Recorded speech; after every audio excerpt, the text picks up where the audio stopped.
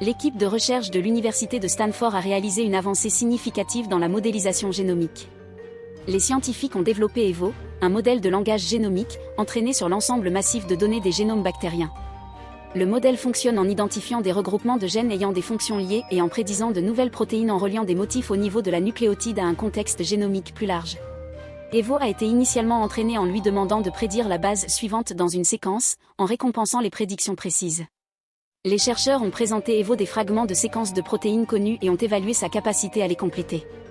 Étonnamment, EVO a réussi à compléter 85% des séquences manquantes lorsqu'il a été fourni avec 30% des informations, et toutes les séquences lorsqu'il a reçu 80% d'informations.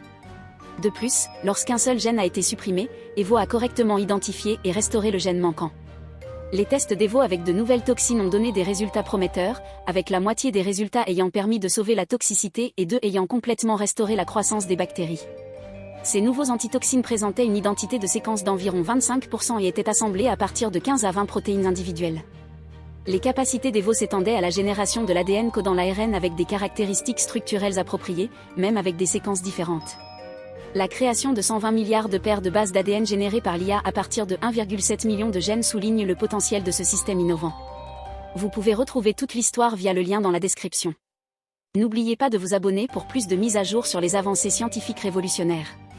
Avez-vous des questions ou des commentaires à ce sujet ?